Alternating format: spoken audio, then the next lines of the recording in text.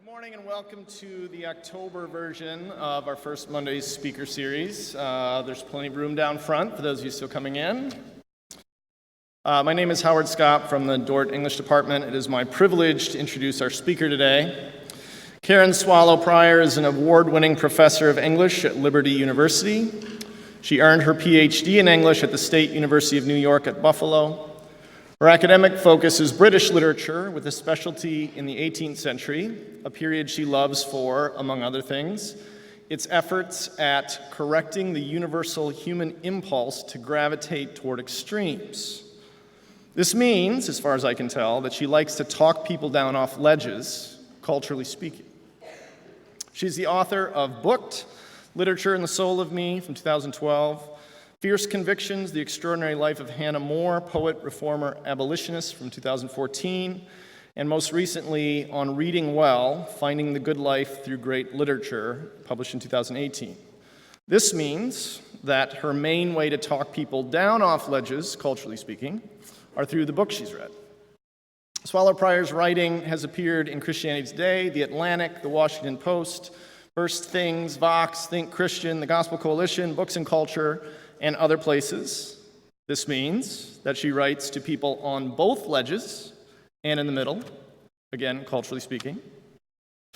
Dr. Swallow Prior is a research fellow with the Ethics and Religious Liberty Commission of the Southern Baptist Convention, a senior fellow at the Trinity Forum, a senior fellow with Liberty University's Center for Apologetics and Cultural Engagement, and a member of the Faith Advisory Council of the Humane Society of the United States.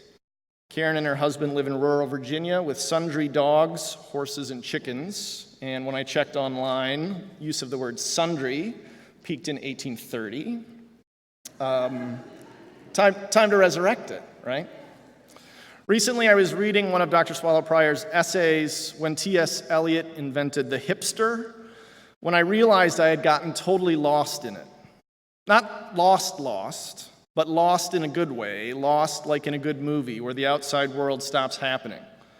The essay explained not only what a hipster actually is, but where hipsters came from, what their strengths and weaknesses are, what they tell us about culture, but ultimately how human they are, like all of us. And I thought, this is what reading and writing can do. Explain the world so we can understand where we've come from, where we are now, and where we're going. And we need more Christians to do it, like Karen Swallow Prior does, to get people down off ledges. Her presentation this morning is titled A Noiseless Patient Spider, Reading in the Age of Twitter, Instagram, and Snapchat. Please welcome Dr. Karen Swallow Prior.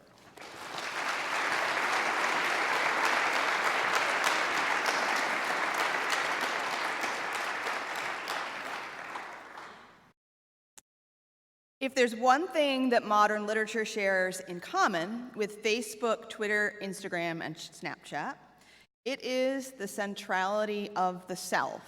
That is, the self as a modern construct, the self as something one creates, understands, and projects out onto the world based on the world in which one lives. The sense we have today of the self, an independent moral agent informed by conscience, will, and an essential nature, is unique to modernity. It's not that the self didn't exist in pre-modern cultures, but before the Enlightenment, before Descartes' cogito ergo sum, I think, therefore I am, when our sources of authority were external, objective, and communal, the aspects of the self so central to our understanding today mattered little because they affected little in terms of the course of one's individual life. But following the rise of the individual, birthed by the Protestant Reformation, numerous social, political, and economic conditions developed within which an individual could, by the exertion of her own nature, conscience, and will, produce meaningful, even dramatic change. Before this, in the ancient and medieval worlds, people gained their identities not from their individuality, but from their communities, the families they were born into, the traditions they were raised in, the social class they were part of, the bonds of religious belief they shared with others. Before the rise of the modern self, people simply inherited their identities, their selves, directly from their families. The boy born to a shoemaker was destined to be a shoemaker. The girl born to an aristocrat would become a lady. But with the modern age came a new social mobility, and with it, the idea of the individual. No longer do we assume the mantle of the faith of our fathers or our mothers. We must choose, will, and believe for ourselves. As a result, we now live with a much firmer sense of the boundary between self and other, according to Charles Taylor, the Canadian Catholic philosopher, in his book, A Secular Age. He says, we are buffered selves. This modern quest for self-creation is described by Taylor in a couple of other works, specifically his earlier book, The Ethics of Authenticity, and then expanded in his book, Sources of the Self. He explains that authenticity as a moral value emerged not like 5 years ago on Twitter, but it emerged in the late 18th century as part of the modern sense of self and is rooted in the Enlightenment sense of subjectivity. Authenticity, that important value today, was connected even then to what he calls a self-determining freedom, another moral value of the modern age. And Taylor describes this self-determining freedom as the impulse to, quote, decide for myself what concerns me rather than being shaped by external influences, end quote. Now, I know that sounds like something we take for granted today, but it actually was something that did not always exist and is characteristic of modernity. But with such freedom comes great responsibility. This responsibility of freedom is personal, moral, and existential. Freedom from tradition, community, and authority lead naturally to freedom from God, and eventually disbelief in God altogether. And without a transcendent source of meaning and purpose, the self has to find or create such a meaning or purpose. The condition of this buffered self, self-creating from self-determined freedom, is captured movingly, starkly in a poem by Walt Whitman, in a collection, not coincidentally, called Song of Myself. Here's the poem. A noiseless, patient spider, I marked where on a little promontory it stood isolated, marked how to explore the vacant, vast surrounding.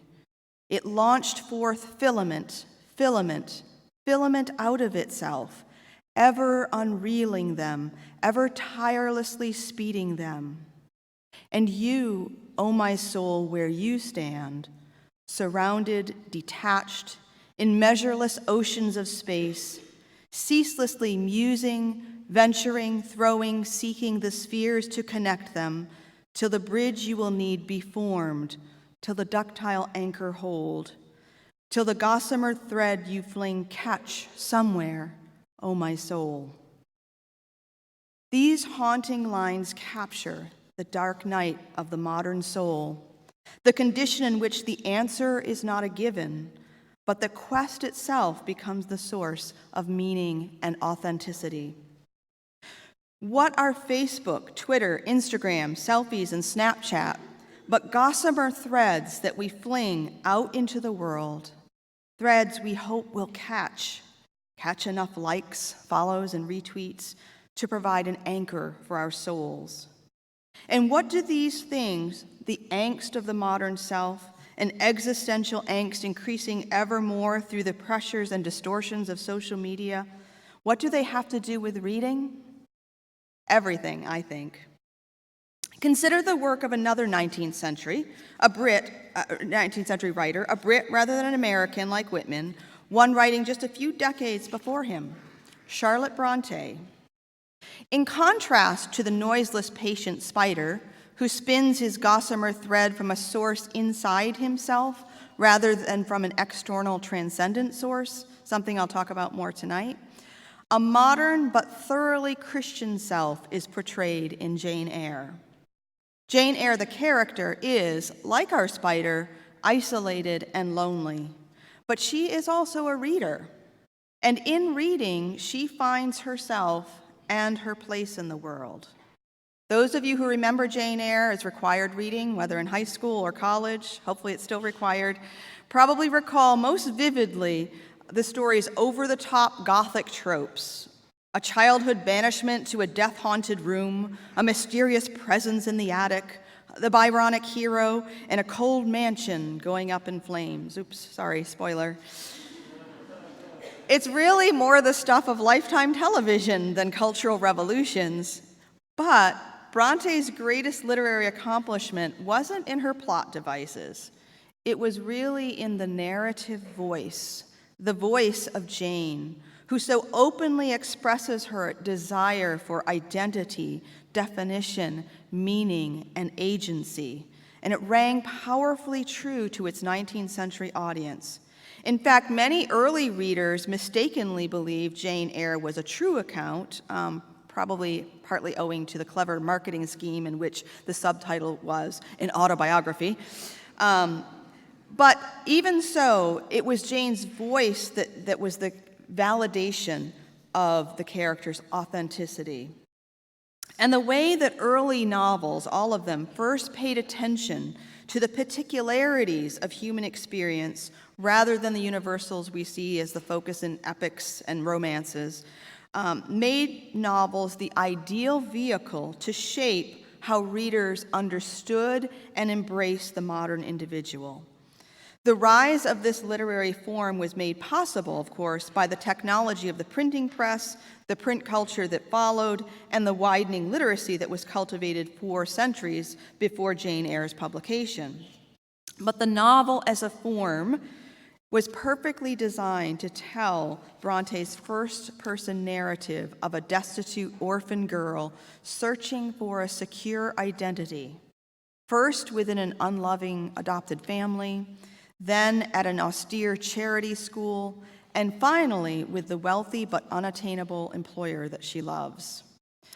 Yet unable to find her sense of self through others, Jane makes the surprising decision to turn inward. The broader cultural implications of the story, its insistence on the value of individual conscience and individual will, were such that one critic fretted after its publication that, quote, "the most alarming revolution of modern times has followed the invasion of Jane Eyre."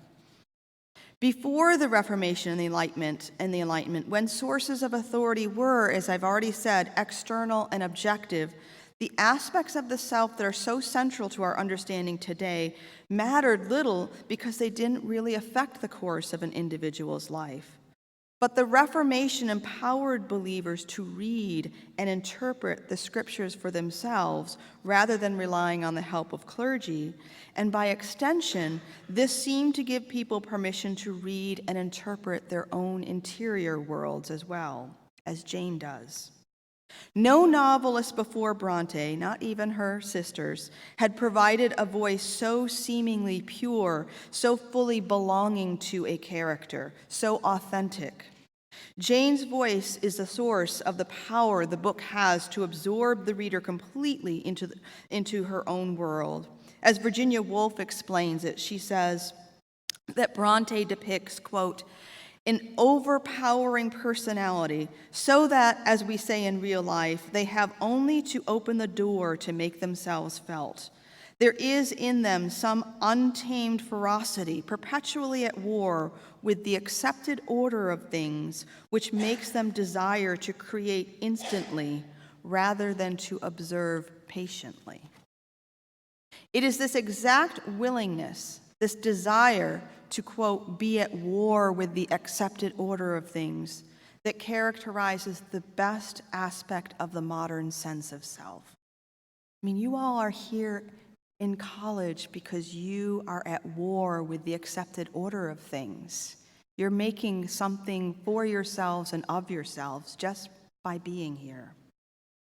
While we now take such a sense for granted, it was, as Bronte's contemporaries properly understood, radical in her day. Indeed, more disturbing to Bronte's Victorian readers than the sheer sensuality of the story and Jane's deep passion was, quote, the heroine's refusal to submit to her social destiny, as the famous literary critic Sandra Gilbert explains. I resisted all the way, Jane says, as she is dragged by her cruel aunt toward banishment in the bedroom where her late uncle died. This sentence, Joyce Carol Oates argues, I resisted all the way, serves as the theme of her whole story. But Jane's resistance is not the empty rebellion of nihilism or self-absorption. Rather, her quest for her true self peels back the stiff layers of convention in order to discover genuine morality and genuine, authentic faith. As Bronte explains in her preface to the novel's second edition, conventionality is not morality. Self-righteousness is not religion. To attack the first is not to assail the last. These things and deeds are diametrically opposed. They are as distinct as is vice from virtue. Men too often confound them. They should not be confounded. Appearance should not be mistaken for truth. Narrow human doctrines that only tend to elate and magnify a few should not be substituted for the world.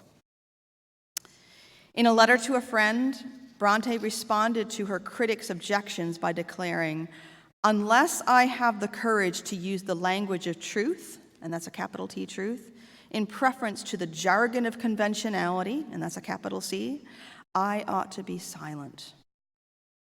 The refusal of such a woman who lived in such a time to be silent created a new mold for the South, one apparent not only in today's selfies, but also, more importantly, in the collective modern sense that a person's inner life can allow her to effect change from the inside out. So much of our social media is playing out the same dramas we see unfold in the works such as those by Bronte and other early novelists, as well as in Whitman and many poets of the modern age. There is, of course, less art and less craft and less lasting value in our social media, for the most part, to be sure. But as readers of literature and culture, we need the same interpretive and communication skills. We tend to think our angst is new, a characteristic of the digital generation birthed by social media technology, and I tend to want to think that too. And in some ways, it is new. But while the means may differ, we can discover through wide reading that many, perhaps most of the questions we are asking, questions about who we are, why we are here, where we are going, and whether or not we are loved, are old questions. And we can also discover through wide reading that the answers are old too. Our social media tells stories. Our social media casts images for us of what life is supposed to look like. It makes us think that it is what it looks like, when most of the time it's a false image. We need to choose carefully the narratives we build our lives around.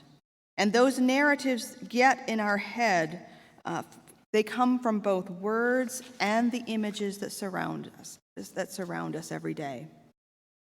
I was blessed in growing up to fall in love with good stories from a young age, good stories that were good not only for what they taught me, but how they taught me.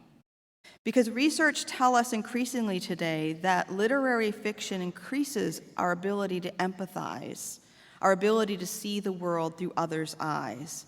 And that is the ability that allows us not only to rule Twitter, but to rule ourselves too. In story after story, age after age, most of us are looking for some place for that gossamer thread to hold.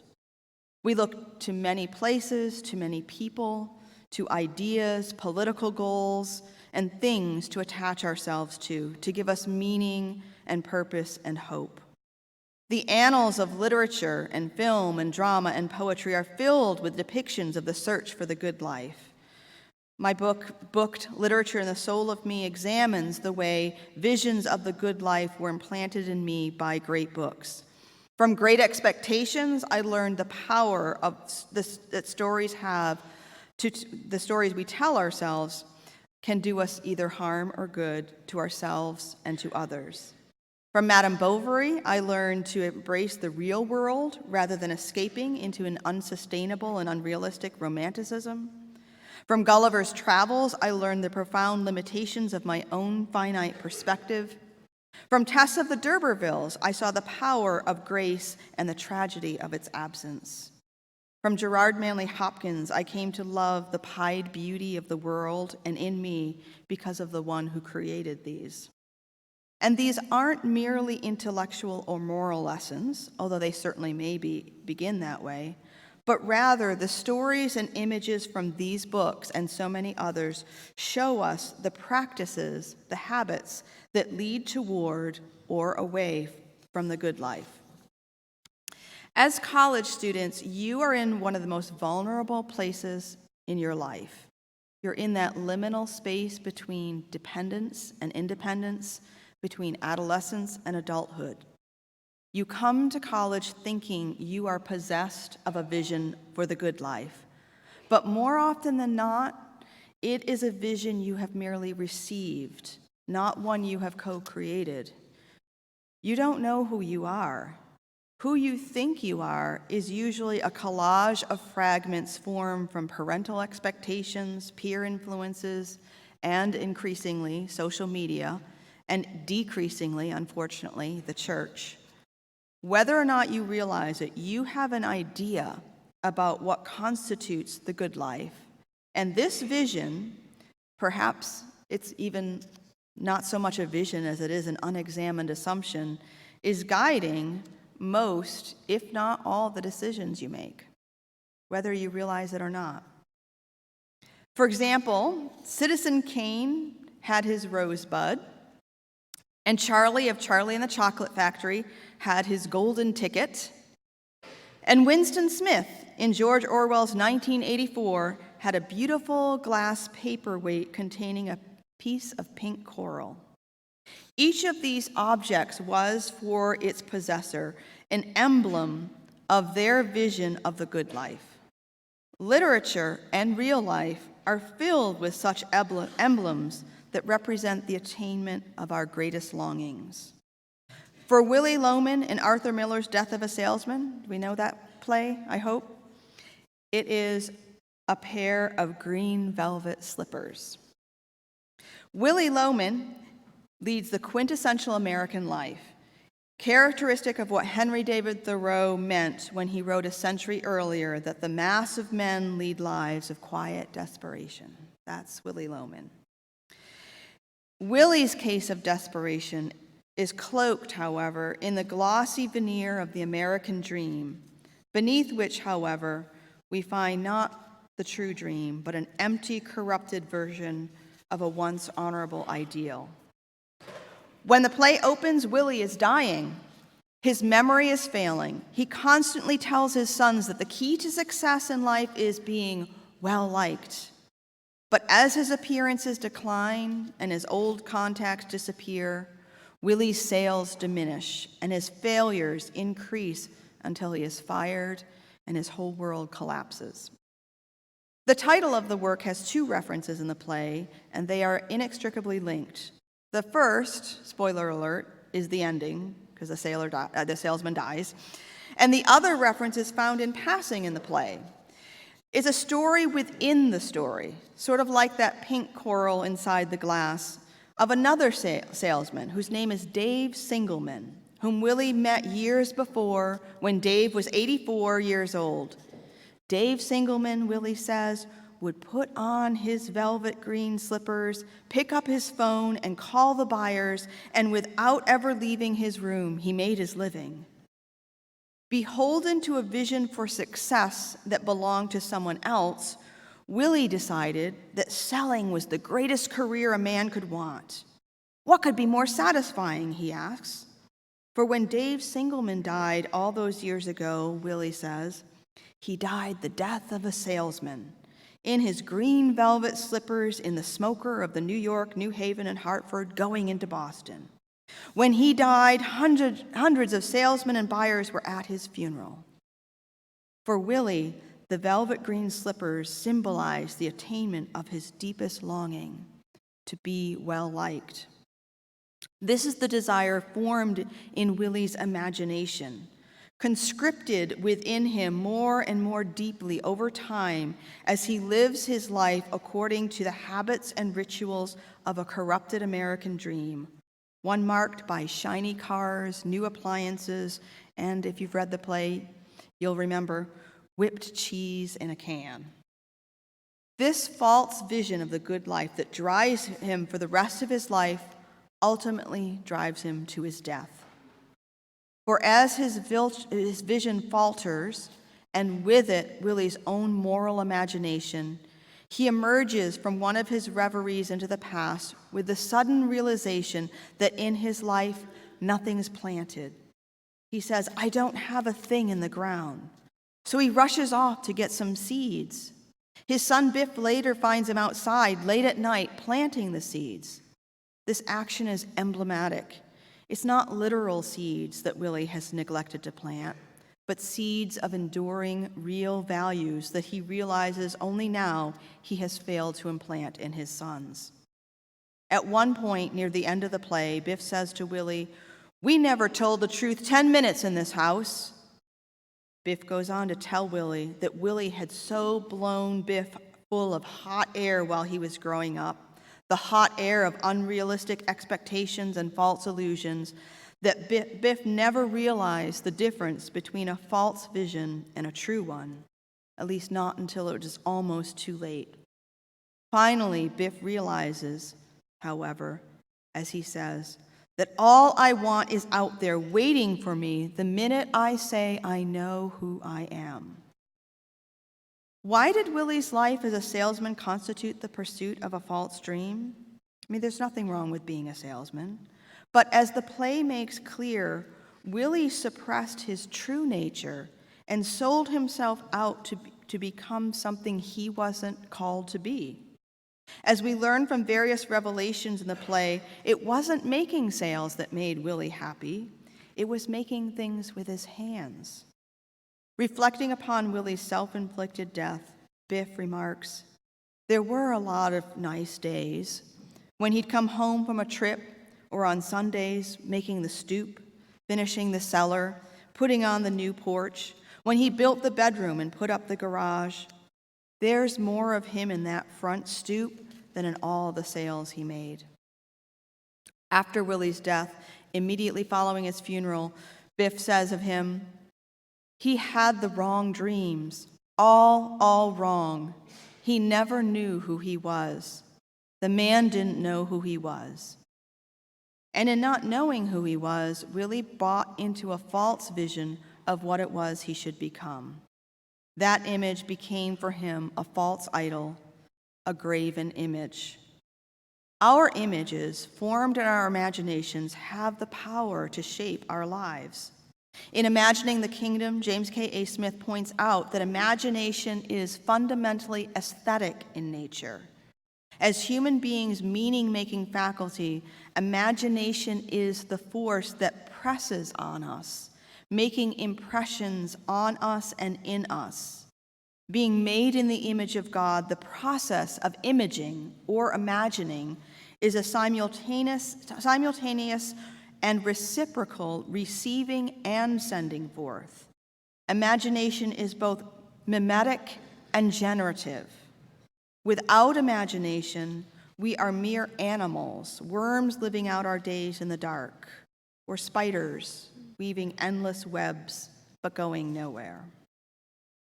Good books tap into the powers of imagination to allow us to picture possibilities, both bright and dark, for human existence, possibilities we might not otherwise know.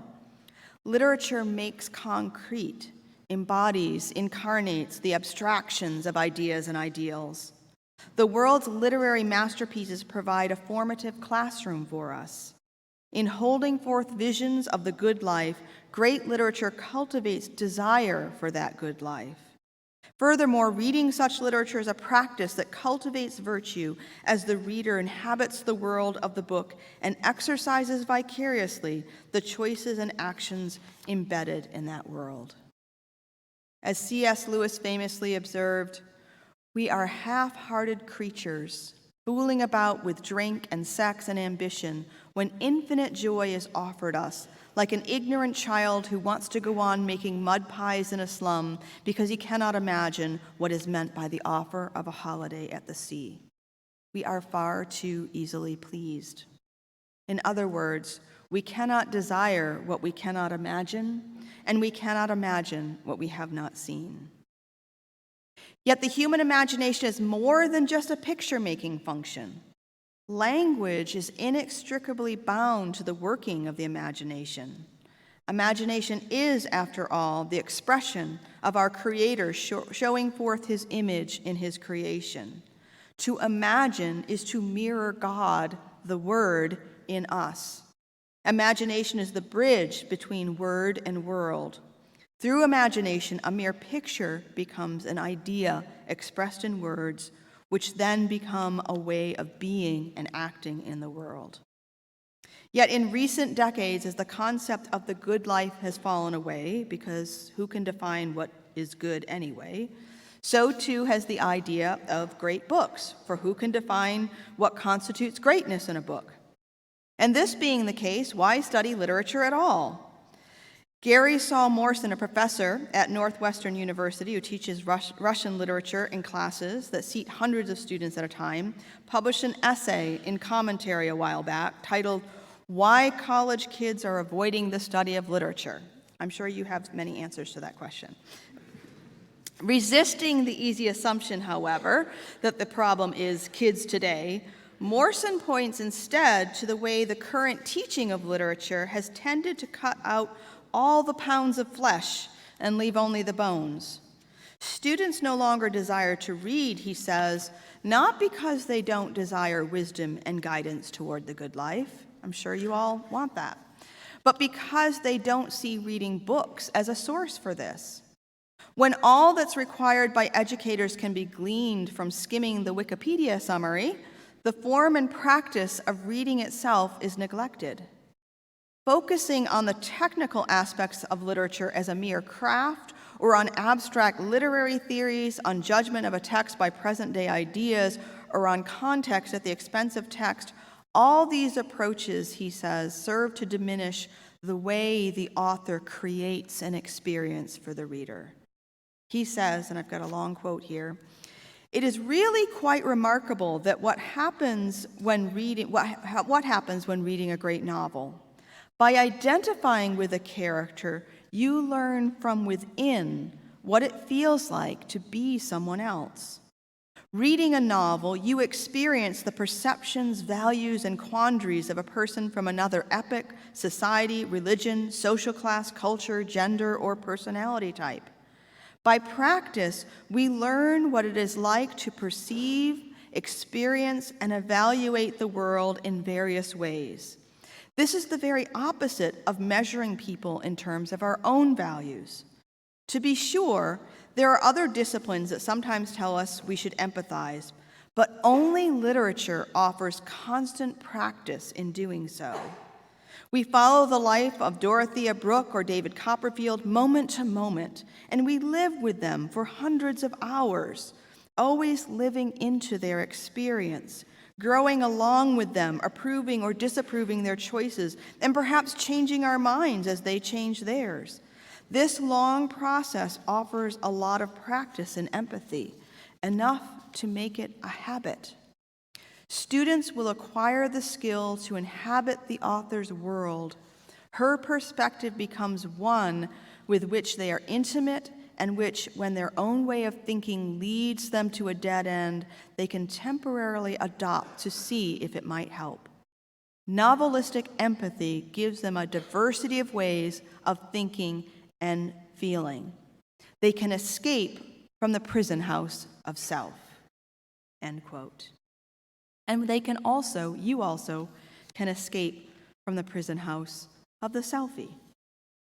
Because it's not just what great books tell us that leads us to the good life, it's how they tell us.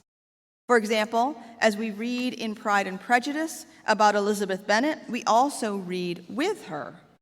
As we see through her eyes her first impressions, the original title of the novel, we misread with her the character of Mr. Darcy.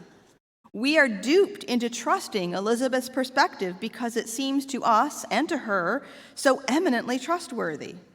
Admiring, as we should, her keen insight, her sharp wit, and her self-assurance, we take pride in our judgment as Elizabeth does in hers, only to find that very pride that comes before a fall. Recoiling with her at Mr. Darcy's unmistakable pride, we turn out to be prejudiced. Reading this book, like so many others, is an act of meta-reading. It is reading about misreading. It's a lesson in hermeneutical humility, as is all literary reading. So again, the way we read can be even more important than what we read. The most literary of literary reading, of course, is the kind of reading most of us read least of all, poetry. As the form of literature that uses language in the most condensed fashion, poetry magnifies the power of all literary art, and really all language, to break down the walls of this prison house of self. Poetry binds likeness to likeness, word to music, image to sensation. While the rest of the world divides and derides, pushes away and pushes apart, confronts and affronts, poetry brings things together. While the world spots differences, poetry seeks semblances. It is, one might say, a ministry of reconciliation, a ministry of weaving a fractured, fallen world back together word by word, of gathering up scattered pieces of brokenness and gluing them back together again like a cracked china cup in which meaning can be served to overflowing. The language of poetry and song, of rhyme and verse, actually come naturally to us, as anyone who has a small child knows. But unlike spoken language, reading does not come naturally to human beings. It has to be taught, and it must be practiced. Because it goes beyond mere biology, there is something profoundly spiritual about the human ability and impulse to read. In fact, even the various senses in which we use that word captures it.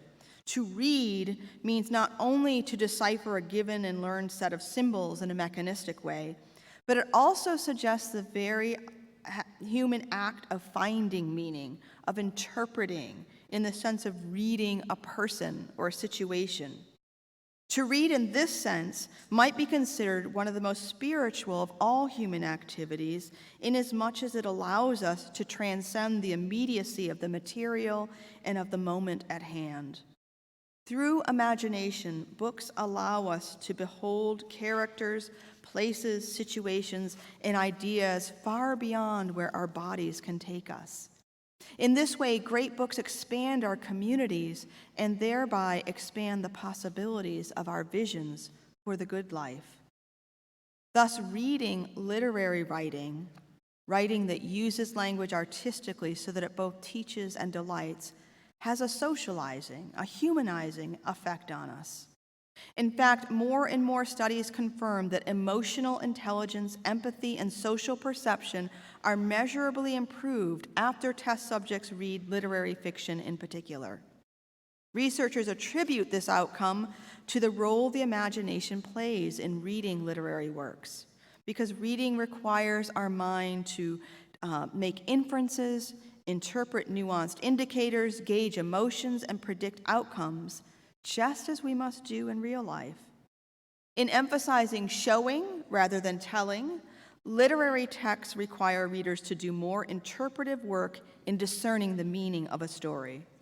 This kind of activity recreates the interpretive work we do as we interact with people every day, reading them and the situations we find ourselves in day after day, year after year, hour after hour.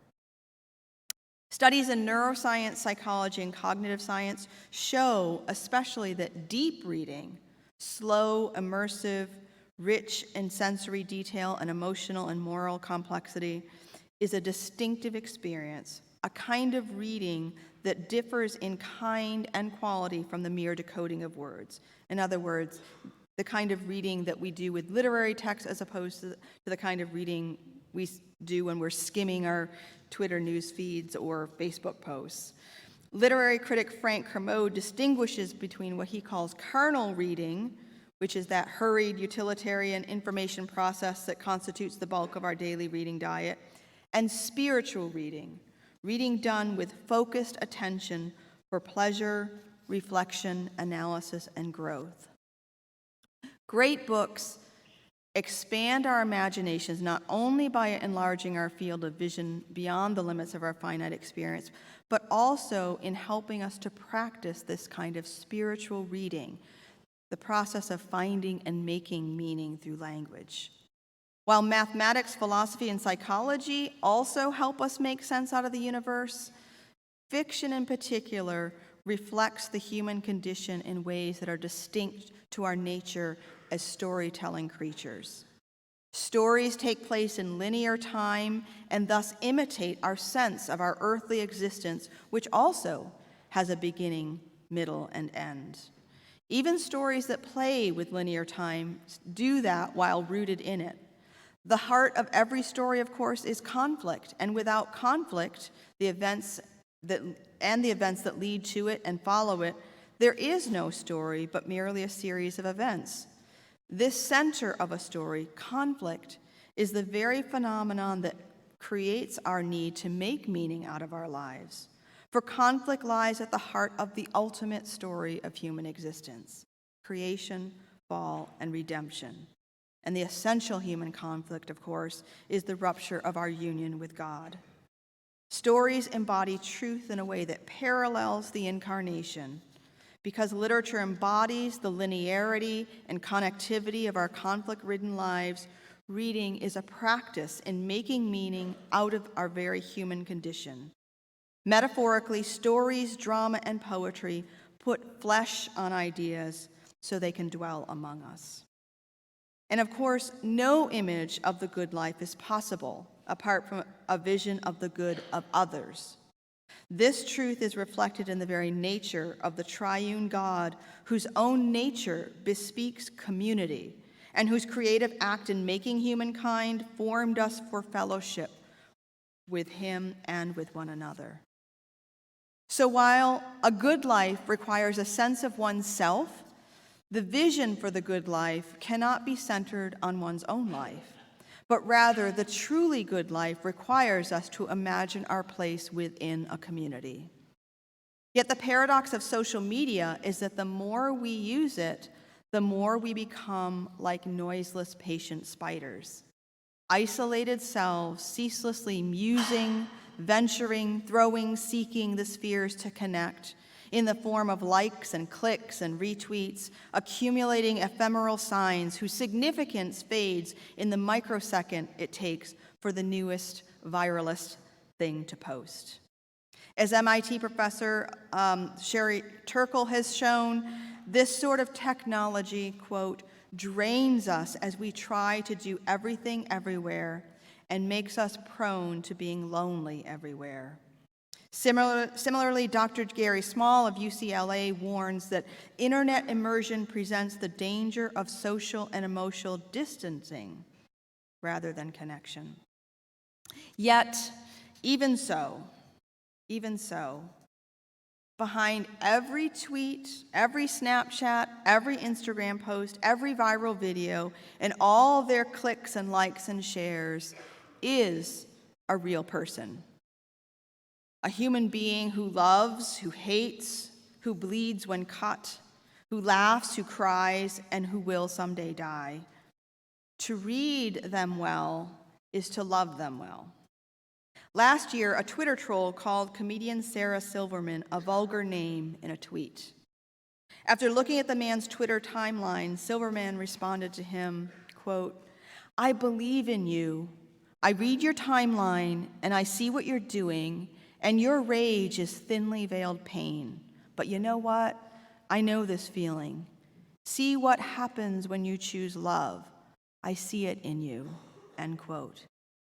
Then, through a series of follow-up tweets, the man shared that he had been abused as a child and was suffering with chronic pain which he couldn't afford to treat.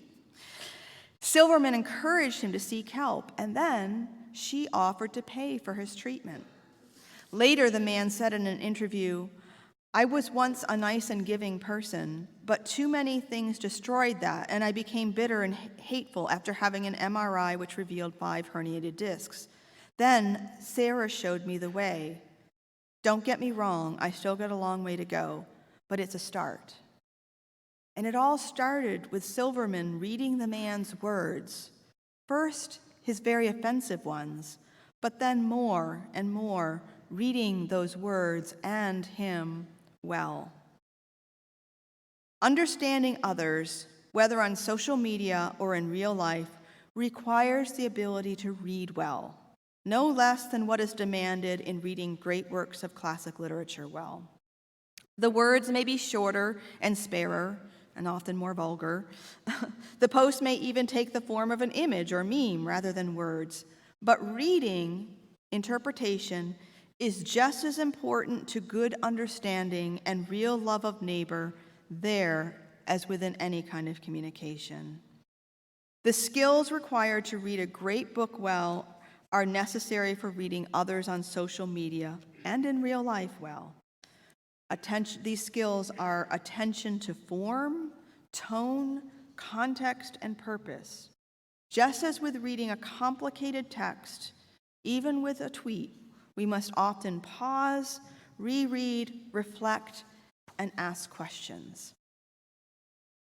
As Augustine on Christian teaching exhorts concerning the reading of Scripture, we ought to read people charitably, even on Facebook. Here's what Augustine says, quote, "Whoever takes another meaning out of Scripture than the writer intended goes astray, but not through any falsehood in Scripture.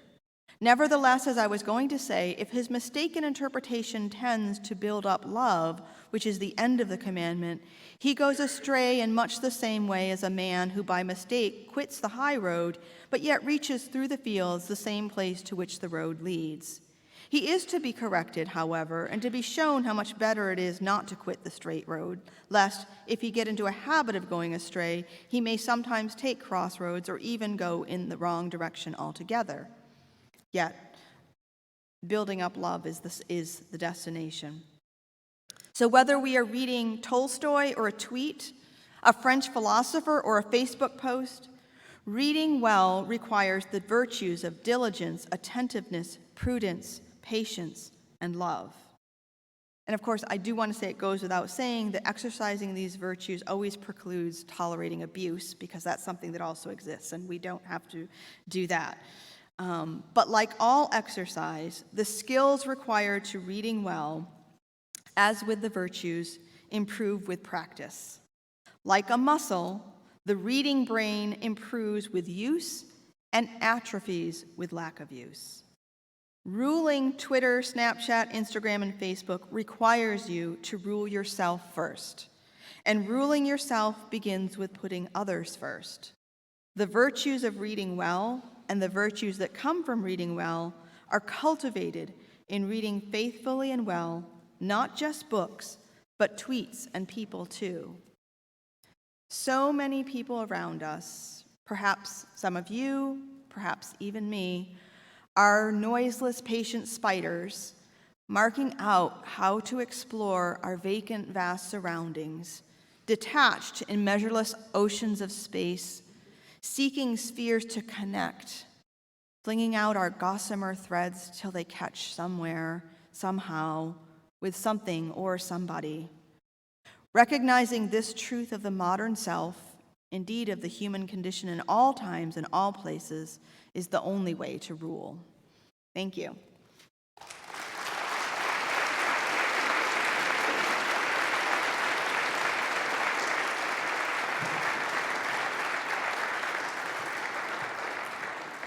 On behalf of the Dordt University student body, I want to again thank Dr. Swallow-Prior for coming to speak to us all today.